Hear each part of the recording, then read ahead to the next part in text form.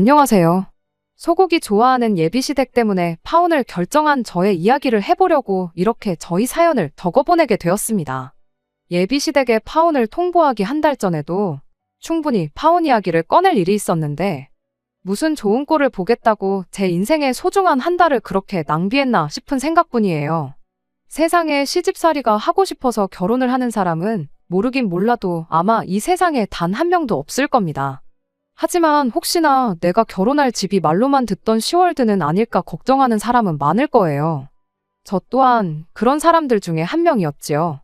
만에 하나 이혼을 하게 된다면 남편하고 문제가 있어서 하는 게 정상이지. 두 사람은 아무 문제 없는데 시댁 식구들 때문에 이혼하는 건 정말 말도 안 되는 일이라 생각했죠. 남자친구와 결혼 이야기가 오가기 시작하고 나서 대놓고 너네 집이 시월드냐고 물어볼 수는 없는 노릇이다 보니 우연을 가장해 남자친구에게 유튜브에 올라온 다른 분들 사연 같은 걸 이래저래 틀어줬던 적이 있어요. 그리고 어머님도 혹시 이러시냐 하고 은근슬쩍 물어봤었죠. 늘 돌아온 대답은 우리 엄마는 절대 저러실 분이 아니라는 대답이었습니다. 그런데 생각해보니 자식 입에서 우리 엄마 시월드 시어머니다 하는 대답 듣는 게 더 어렵겠구나 싶었습니다. 한편으로는 제가 너무 속물 같아 보이기도 했지요. 우리 엄마도 남자친구한테는 혹시나 첫자 장모님이 될 수도 있는 거잖아요. 게다가 저도 아래로 남동생이 한 명이 있는데 말인즉슨 저 또한 누구한테는 신우가 될 사람이고 저희 어머니 또한 누구한테는 시어머니가 된다는 소리잖아요. 사람이 느끼는 게 상대적이다 보니 저는 정말 우리 집만한 집이 세상에 또 어딨냐 생각해도 누군가에게는 우리 집이 시월드라고 느낄 수 있는 거 아니겠어요? 그렇다 보니 직접 당해보기 전까지 모르는 일을 두고 결혼을 할지 말지 정하는 것도 우스운 일이라고 생각했어요. 그렇게 2년이라는 연애 기간 끝에 남자친구와 결혼 준비를 시작하게 되었습니다. 다들 그렇게 하듯이 남자친구를 저희 집에 먼저 인사시켰어요. 저희 아버지는 시간을 내기 조금 그래서 저희 어머니하고 동생하고 이렇게 넷이서만 만나게 되었습니다. 자리는 상당히 분위기가 좋았고 무엇보다 동생하고 남자친구가 죽이 잘 맞는 것 같아 기분이 좋았습니다. 자리 끝나고 나서는 동생하고 남자친구가 의기투합해서 둘이 따로 자리를 만들어 시간을 보냈습니다. 그때 같이 PC방 가서 게임도 하고 당구장 가서 당구도 한 게임 치고 마무리로 술 한잔 하고 그랬나 봐요. 술 먹으면서 나름 진지한 이야기도 나눴나 본데 무슨 이야기 나눴는지는 모르겠지만 무엇보다 동생이 참 남자친구를 마음에 들어 했어요. 벌써부터 매형매형 거리면서 전날 있었던 일을 이야기해 주는데 그런 부분도 참 마음에 들었습니다. 내 가족하고 시작부터 이렇게 잘 지내는데 그걸 싫어할 사람이 어디 있겠어요. 그리고 그런 모습에 저희 부모님도 남자친구에게 좋은 인상을 갖게 되었어요. 처음 예비시댁에 인사를 드리고 왔을 때만 해도 저희 가족들이 남자친구에게 좋은 처가 식구들이 되리라 믿어 의심치 않았던 것처럼 저 또한 저희 예비시댁 사람들이 저에게 좋은 가족이 되어주겠구나 하는 생각을 했어요. 조금 수다스럽긴 하지만 싹싹해 보이는 예비신우에 여자들끼리 시간 보내라고 두 아이들 돌보는데 여념이 없던 예비시매부. 그렇게 두 사람만 봐도 이상적인 가정을 꾸리고 있구나 하는 생각이 들었고 조금 무뚝뚝해 보이긴 했지만 예비며느리 온다고 상다리가 휠 만큼 진수성찬을 준비해 주신 예비시어머니 보고 내가 대접받고 있구나 하는 생각이 들었습니다. 우려했던 시월드 같은 모습은 하나도 찾아볼 수 없었고 정말 좋은 사람들과 가족을 이루게 되겠구나 생각했어요. 왜 겪어보지도 않고 시월드 시댁을 만나게 될까 두려워만 했나 그런 반성까지 하게 될 만큼 그날 분위기가 참 좋았습니다. 그리고 그날 이후로 남자친구와의 결혼 준비도 속도가 붙기 시작했지요. 그렇게 예비시댁에 처음 인사를 드리고 온 지 며칠 지나지 않아서 양가 상견례를 진행하게 되었습니다. 상견례 장소는 예비시어머니의 주도로 정해지게 되었는데 정해놓았다는 장소를 듣고 나서 그때 엥? 이건 뭐지? 하는 생각이 들었었어요. 가게 이름이 누가 봐도 동네마다 한두 개는 있을 법한 고깃집 이름이었거든요. 상견례를 꼭 고깃집에서 하면 안 된다는 법이 있는 건 아니었지만 그래도 양가 어른들이 처음 인사를 나누는 자리이니만큼 어느 정도 격식이 있는 자리에서 하는 게 맞는 거 아닌가 싶었거든요. 그런데 대놓고 가게 이름에 정육식당이라는 단어가 붙어 있으니 이건 좀 아니지 않나 싶었죠. 아니나 다를까 남자친구가 설명해 주기를 가족들이 자주 가는 단골집인데 자주 가는 곳이니만큼 양도 엄청 많이 주고 정육식당이라 고기도 싱싱하고 좋다고 그렇게 설명을 해주더라고요. 그러면서 덧붙이기를 원래 우리 가족들이 소고기를 제일 좋아한다고 외식을 하러 나가면 거의 10번 중 9번은 고기를 구워 먹으러 갈 만큼 좋아한다고 설명을 하는 겁니다. 한정식이니 코스 요리니 그런 것도 좋지만 이왕 먹는 거 좋아하고 맛있는 거 먹으면서 이야기 나누는 것도 나쁘지 않지 않냐면서요. 남자친구의 대답이 충분한 설명이 되기는 했지만 그게 남자친구 집이 소고기를 좋아한다는 설명뿐이지 여전히 제 생각에는 그래도 상견례인데 조금 분위기 있는 곳으로 가고 싶은 욕심이 있었습니다. 인터넷에 검색을 해보니 의외로 생각보다 고깃집에서 상견례를 하는 집이 있더라고요.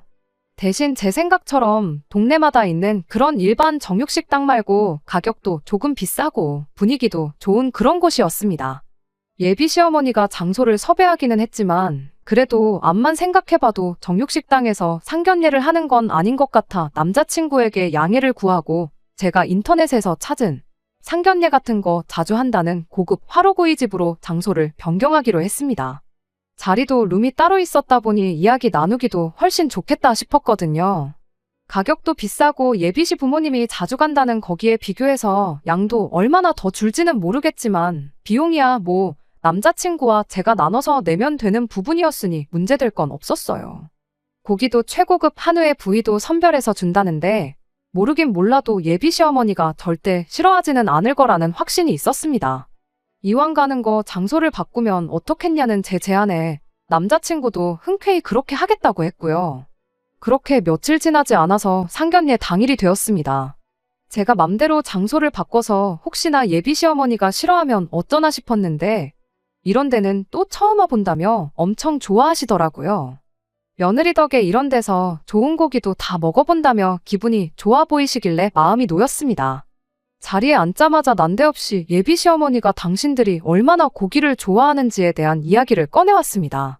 평생 고기랑 밥 둘 중에 한 가지 음식만 먹을 수 있다면 당신들은 고민도 하지 않고 고기를 선택할 만큼 소고기를 좋아한다고요.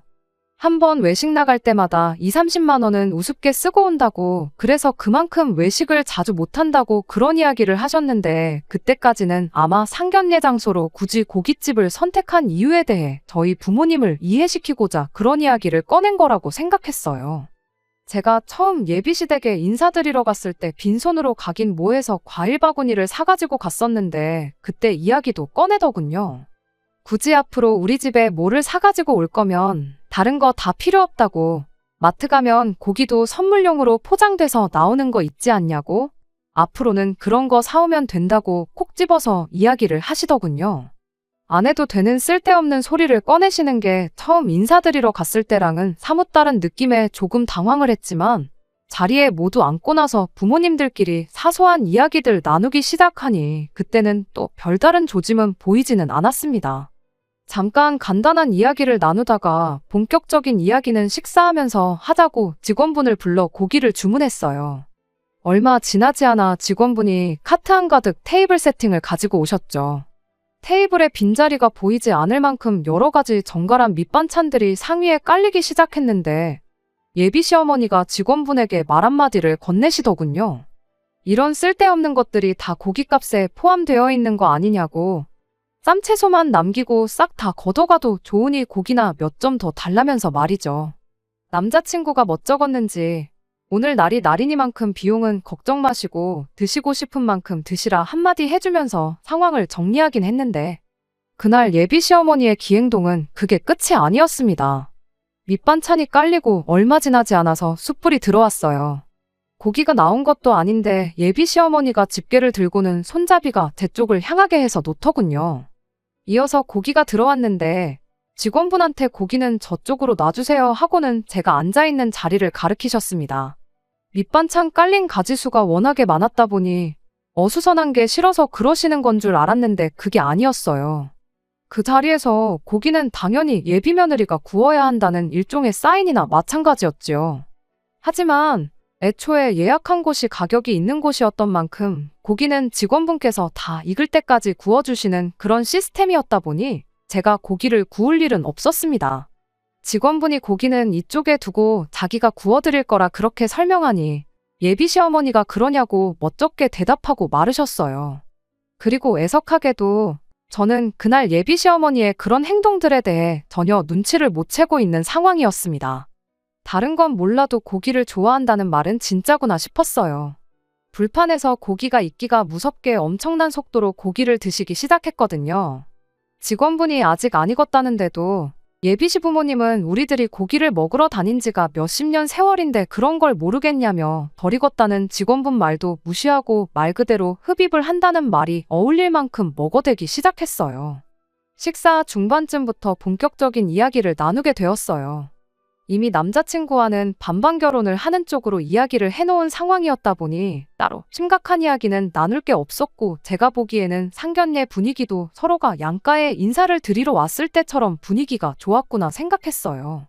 그렇게 상견례 자리가 끝났는데 예비 시어머니가 한마디 툭 던지더군요. 다른 건 다 좋은데 며느리가 구워주는 고기를 못 먹어본 게 아쉽다고요. 우리 집에서 이쁨 받으려면 고기를 잘 구워야 할 텐데 라는 예비 시어머니의 말 한마디가 끝나기 무섭게 저희 어머니께서 중간에 말을 가로채서 저 대신 대답을 하셨어요. 집에 하나밖에 없는 딸이라 공주님처럼 키워서 고기 같은 거 잘 못 굽는다고요. 혼자서 라면도 겨우 끓여 먹는다고. 아마 우리 딸한테 고기를 굽게 시켰으면 고기가 아니라 숯덩이를 드셨을 거라고 그런 식으로 대답하셨습니다. 그때까지도 저는 별 생각이 없었다 보니 엄마가 왜 저런 대답을 하는가 싶은 생각뿐이었어요. 고기를 잘 굽는지는 모르겠지만 그래도 저 나름 자취생활 몇 년 하면서 음식하는 것만큼은 자신 있었거든요. 남들 간단하게 배달음식이나 편의점 도시락 같은 걸로 식사할 때 저는 영양균형 같은 거 생각해서 직접 장도 보고 음식하는 것도 나름 취미를 붙여서 잘하고 있는데 왜 굳이 저런 소리를 하시나 싶었죠. 오히려 손재주 없다는 저희 어머니 말에 예비시댁 쪽에서 저를 이상하게 보면 어떡하나 그런 걱정이었습니다. 집에 돌아와서 어머니한테 왜 그런 쓸데없는 소리를 했냐고 따지니 쓸데없긴 뭐가 쓸데없는 소리냐며 나중 가서 당신한테 고마워하지나 말라고 그렇게 한마디 하고 마시더라고요. 그리고 조금 촉이 이상하시다며 예비사돈분들이 어떤 사람들인지 갈피가 안 잡히니 저한테 조심하라는 식으로 조언 한마디 해주셨어요. 지금 와서 생각해보면 제가 너무 눈치가 없었고 어른들 말이 틀린 게 없다는 말이 무슨 말인지 딱 알 수 있는 부분이었네요. 아무튼 그렇게 상견례도 마치게 되었으니 남자친구와 그 전보다 훨씬 더 본격적인 결혼 준비를 시작하게 되었습니다. 웨딩 사진도 찍고 스드메도 알아보고 청첩장 디자인을 고르는데 이제 진짜 결혼을 하는구나 싶었죠. 그렇게 결혼 준비하면서 예비신우의 생일을 맞아 예비시댁 식구들을 또 한 번 만나게 되는 자리가 있었습니다. 장소는 말할 것도 없이 처음 예비시어머니가 상견례 장소로 점 찍어뒀던 예비시댁 근처에 있는 정육식당이었어요. 정말 외식은 무조건 소고기만 한다는 그 말이 사실이구나. 집안 식구 누구라고 할 것 없이 소고기라면 환장을 하는구나, 그런 생각이었습니다. 가게 안에 들어가니 다른 것보다 정말 상견례 장소를 바꾸길 잘했다는 생각밖에 들지 않을 만큼 손님들이 북적댔습니다.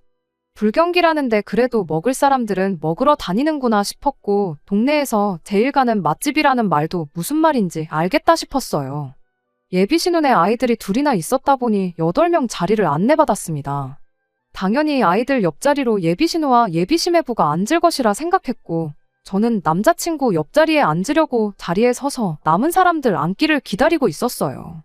제 생각대로 아이들이 가장 안쪽 자리에 하나씩 자리를 차지했고 이어서 예비시매부가 자리에 앉고 예비신우가 그 맞은편 자리로 따라 앉으려고 하는데 예비시어머니가 난데없이 저보고 먼저 들어가 앉으라며 제 등을 떠미는 겁니다.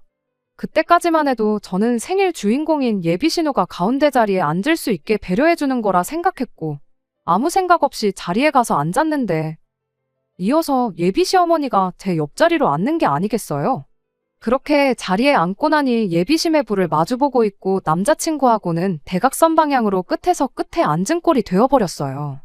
이게 무슨 상황인가 싶었고 심지어 예비신우도 왜 자리를 그렇게 앉았냐고 한마디 하더라고요. 그런데 예비시어머니가 이렇게 대답을 하는 겁니다. 상견례 할 때 들었는데 얘가 고기를 구울 줄 모른다고. 우리 집 사람이면 다른 건 몰라도 고기 하나 구울 줄은 알아야지 않겠냐며. 마침 고깃집에 왔으니 고기 굽는 법 좀 가르쳐줘야겠다는 말도 안 되는 소리를 하는 거예요. 예비 신우가 그 말 듣고는 뭘 고기 굽는 걸 가르쳐주기까지 하냐며 그냥 적당히 빨간 거 없어지면 먹으면 되는 거라고 한마디 하고는 저랑 자리를 바꿔주겠다고 했어요. 그랬더니 예비 시어머니가 그럼 고기 굽는 건 됐다고 대신 자리 바꾸지 말고 애들이나 좀 챙겨주라고 한마디 툭 던지시더군요. 지난번에 왔을 때 불판 갈다가 애한테 기름이 튈 뻔해서 큰일 날 뻔한 적 있지 않았냐고요. 그때 보니까 우리 며느리는 고기도 그렇게 많이 안 먹더라며 우리 딸 생일이니만큼 오늘은 애들 신경 조금만 덜 쓰고 고기 많이 먹으면 좋겠다고 그렇게 한마디를 하는 겁니다. 예비 신우가 기겁을 하면서 우리 애를 왜 저한테 보게 시키냐며 정색을 하면서 억지로 저랑 자리를 바꿔줬어요. 시어머니는 못마땅했는지 그럼 우리 아들이라도 고기 실컷 먹게 불판에서 가까운 자리로 앉으라며 저랑 자리를 바꿔주시더군요. 솔직한 말로 기분이 썩 좋은 상황은 아니었지만 그때는 왜 이런 예비 시어머니의 행동들을 제가 결혼 준비 전부터 우려하던 시월드 시짜짓이라고 생각을 못했는지 아직도 모르겠습니다. 적어도 예비 신우가 정상적인 사람이라 그렇게 생각을 못했던 건지 아니면 처음 인사드리러 갔던 날에 저한테 잘해줬던 첫 인상 때문에 그랬던 건지 당연히 당신 배불러 낳은 딸의 생일이니만큼 딸이 다른 거 신경 안 쓰고 맛있게 밥 먹고 갔으면 하는 생각에 그런 말이 나왔던 거라 생각하고 말았습니다. 사실상 그때가 예비 시어머니의 본성을 눈치채고 한 달이나마 일찍 파혼을 해서 시간 낭비라도 하지 않을 기회였는데 말이에요. 식사 마치고 집에 돌아와서 어머니한테 그날 있던 일을 이야기했어요. 어머니는 그럴 줄 알았다며 안 그래도 상견례 할 때 조금 쎄했다고. 예비 사돈이 유별나도 너무 유별난 것 같다고 당신들 있는 자리에서도 며느리 고기 굽는 거 못 봤다느니 어쩐다니 그런 이야기 꺼낸 사람인데 조금 조심해야 하는 거 아니냐며 아예 결혼부터 다시 생각해보는 건 어떻겠냐고 걱정 어린 조언 한마디를 해주셨죠. 저는 그 와중에 저희 어머니의 조언을 귀담아 듣지 않고 오히려 어머니를 원망했습니다. 엄마가 그때 괜히 쓸데없는 소리를 해가지고 고기 굽는 방법을 알려주겠다는 소리가 나온 거 아니겠냐고요. 이제 와서 고기 굽는 게 사실 자신 있다고 말하면 그것도 이상한 거 아니냐고 엄마 때문에 첫 단추부터 아주 꼬이게 생겼다고 그렇게 이야기했는데 파혼하고 나서 죄송하다고 엄마 말이 다 맞았다고 사과를 드렸지만 시간을 돌릴 수만 있다면 그날로 돌아가서 바로 그날 그 자리에서 예비 시모한테 이게 결혼 전부터 뭐 하는 짓이냐고 파혼 선언을 하고 싶은 심정이에요. 그랬다면 제가 어머니한테 그런 말도 할 필요가 없을 테니까 말이에요. 아무튼 그런 일이 있었음에도 불구하고 남자친구하고는 계속 사이가 좋았다 보니 결혼 준비를 하는 데는 큰 문제가 없었습니다.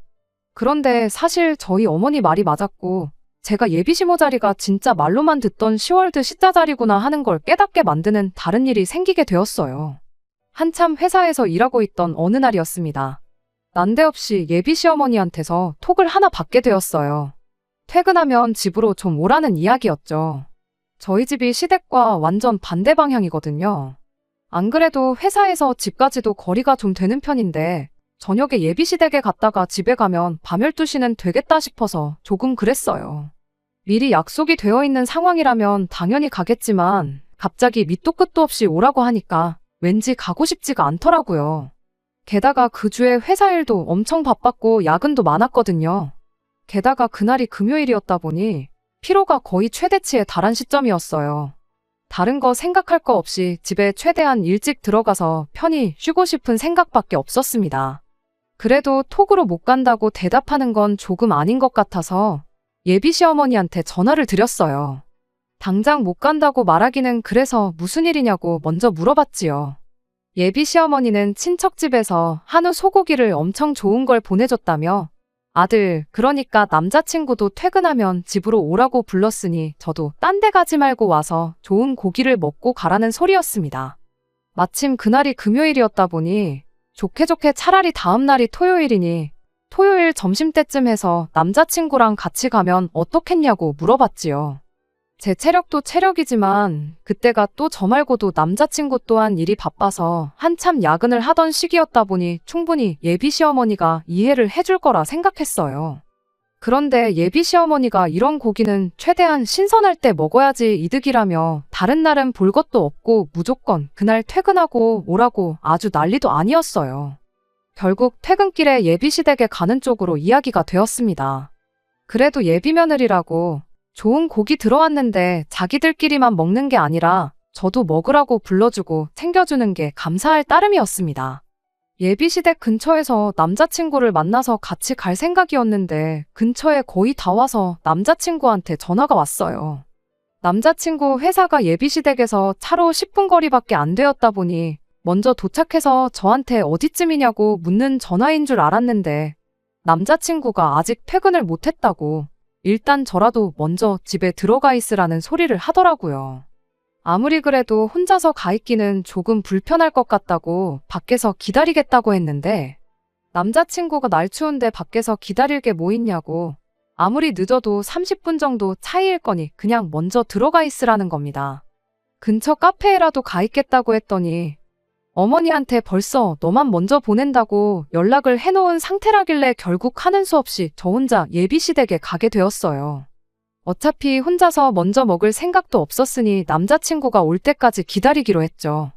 그렇게 예비 시어머니와 단둘이 어색한 시간을 보내고 있던 와중에 남자친구가 회사 일이 끝날 기미가 안 보인다며 아무래도 자기는 오늘 못 갈 것 같다는 연락을 받았습니다. 그냥 둘이서 먹으라고 무책임하게 한마디 하고 전화를 끊었어요. 이럴 거면 그냥 고집을 부려서라도 내일 점심에 온다고 할 걸 그랬나 싶었죠. 굳이 예비 시어머니와 단둘이 저녁 식사를 하고 싶은 생각은 따로 없었다 보니 사실 안 먹고 가도 그만이었어요. 내일 다시 오면 어떻겠냐고 말하려던 찰나에 예비 시어머니가 금방 밥 차려줄 테니 밥 먹고 가라고 잠깐 TV라도 보면서 기다리라고 한마디 하시더군요. 결국 내일 다시 오겠다는 말도 꺼내지 못하고 꼼짝없이 식사를 하게 되었습니다. 제가 뭐 도와드릴 거 없냐고 물었더니 금방 차리니까 도와줄 필요 없다고 한사코 제 도움을 거절하시길래 그냥 멍하니 앉아만 있었네요. 그런데 한 5분 정도 지났나 고기 굽는 소리는 나지도 않았는데 예비 시어머니가 와서 밥 먹으라고 한마디 하시더라고요.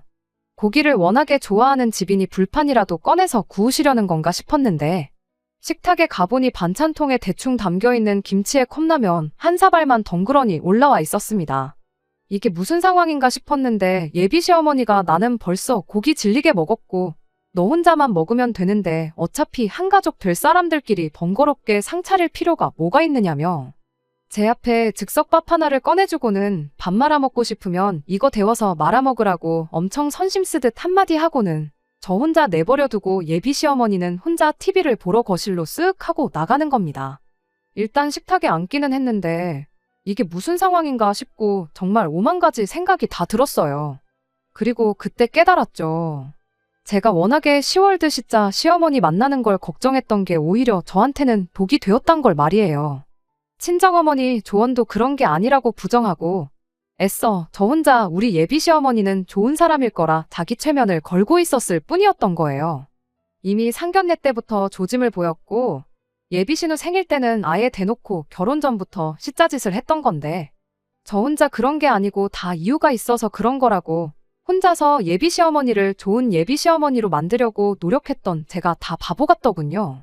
컵라면이 다 불어터질 때까지 한 젓갈도 뜨지 않고 가만히 자리에만 앉아 있었어요.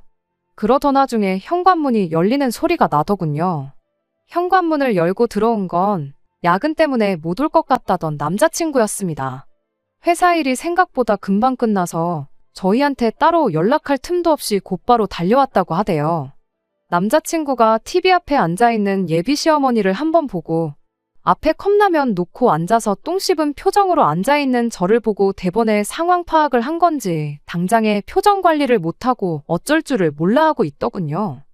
예비 며느리 고기 준다고 불러놓고 컵라면을 먹이고 있는 모습을 아들한테 들켰으면 당황할 법도 한데 예비 시어머니는 그런 기색조차 보이지 않고 저한테 한마디 하시더군요.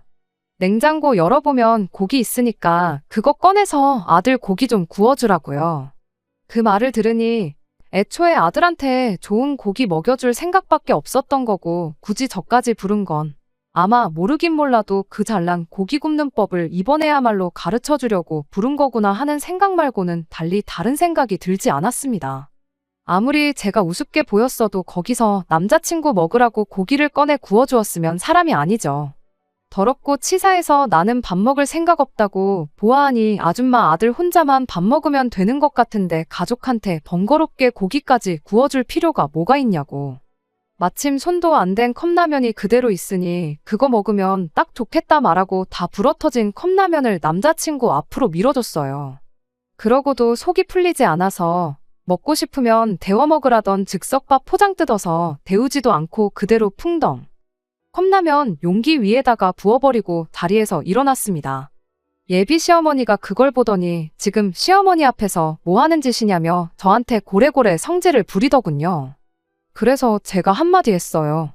내 시어머니가 어디 있냐고, 내가 미쳤다고 이런 집에 시집와서 며느리 노릇을 하겠냐고 딱 잘라 한마디 했죠. 예비 시어머니가 당장 나가라고 소리를 지르는 와중에 아줌마 아들이 이거 다 먹는 거 보기 전까지는 나갈 생각 없다고 그대로 자리에 버티고 서 있었습니다. 남자친구는 그 와중에 그래도 어떻게 상황을 해결해 보겠다고 그 다 불어터진 라면에 말라비틀어진 즉석밥을 억지로 컵라면 국물에 적셔서 먹는 신용을 하기 시작했어요. 애석하게도 예비 시어머니 성화에 결국 남자친구가 꾸역꾸역 억지로 먹는 꼴은 끝까지 보지 못하고 집에서 나와야 했습니다. 지하철 타고 집에 가는 길에 남자친구한테 정말 단 1초도 쉬지 않고 계속해서 전화가 왔어요. 1시간 동안 무시했는데도 계속 전화가 오길래 전화 받아서 나한테 더 이상 전화하지 말라고, 결혼도 없던 일로 할 거고 그동안 결혼 준비한다고 예약해놓은 것들도 하나씩 다 취소할 테니 그때 위약금이나 늦지 말고 보내라고 한마디 해주고 전화 끊어버렸습니다. 집에 돌아와서 어머니한테 무슨 일이 있었는지 이야기해드리고 제가 엄마 말 안 듣고 고집 부린 거 죄송하다고 사과드렸어요. 어머니는 달리 다른 말은 하지 않으시고 그래도 마지막에는 한 방 먹여주고 온 건 참 잘했다며 남이 자식 찬밥 대우하면 지 자식도 찬밥 대우 받는 거 이번에 배웠을 테니 너무 억울해 말라고 저를 위로해 주시대요. 남자친구가 저한테 수십 번 전화할 용기는 있어도 저희 집까지 찾아올 용기는 없었던 걸까요? 그렇게 며칠이 지나도록 남자친구는 제게 전화랑 통 몇 개만 보낼 뿐 어떻게 저희 집까지 찾아와 해명하고 이 상황을 나서서 해결해 보이겠다는 의지를 보여주지 않았어요. 그걸 보니 파혼하길 잘해도 100번 잘했다는 생각이 들었습니다. 나중에 저희 회사까지 찾아온 사람이 한 명 있었는데 그건 예비 시어머니도 아니고 남자친구도 아닌 저의 예비 신우 될 뻔했던 남자친구의 누나였어요. 자기 생일날 있었던 일을 가지고 남자친구한테도 한마디 했고 예비 시어머니한테도 그러지 좀 말라고 한마디 하기는 했는데 상황이 이렇게 된 게 참 유감이라고. 자기가 조금 더 신경을 쓰고 이런 일이 없게 했었어야 했는데 면목 없다고 사과를 하더라고요. 그러면서 동생, 그러니까 남자친구가 아주 엄마랑은 안 보고 살겠다고 집안 분위기가 말도 아니고 예비 시어머니도 나름 이번 일을 계기로 반성을 많이 하신 것 같은데 어떻게 다시 동생하고 잘해볼 생각이 없냐고 물어오대요. 그나마 지난 시간을 돌이켜보면 이 집에서 제일 정상적인 사람이었고 저한테도 잘해준 사람이기는 했지만 제가 예비 신우랑 결혼해서 같이 사는 것도 아닌데 조금 잘해준 거 가지고 기어이 끝이 보이는 이 결혼을 다시 긍정적으로 생각해볼 이유가 하등 없었습니다. 그렇게 확고한 제 생각을 다시 전하고 남자친구하고 결혼은 완전히 없던 일이 되었어요. 지금은 다 털어냈고 속이 다 후련할 따름입니다. 단지 아직도 후회가 되는 건 어머니 말 듣고 진작에 파혼했으면 이 더러운 꼴도 볼 필요 없었고 한 달이나마 시간 낭비할 일도 없었을 텐데 끝까지 고집 부려서 기어이 이 꼴을 봤다는 사실뿐이에요. 어른들 말 들어서 손해볼 게 없다는 말이 이제는 확실히 이해가 갑니다. 다음번에는 적어도 같은 실수를 하지 않게 되었으니 이 또한 그냥 인생 경험이다 생각하고 앞으로 잘 될 일만 생각하려고요. 끝까지 들어주셔서 감사합니다. 오늘의 사연은 여기까지입니다. 구독과 좋아요, 알람 설정 부탁드리고 더 좋은 사연으로 다시 찾아뵙겠습니다. 감사합니다.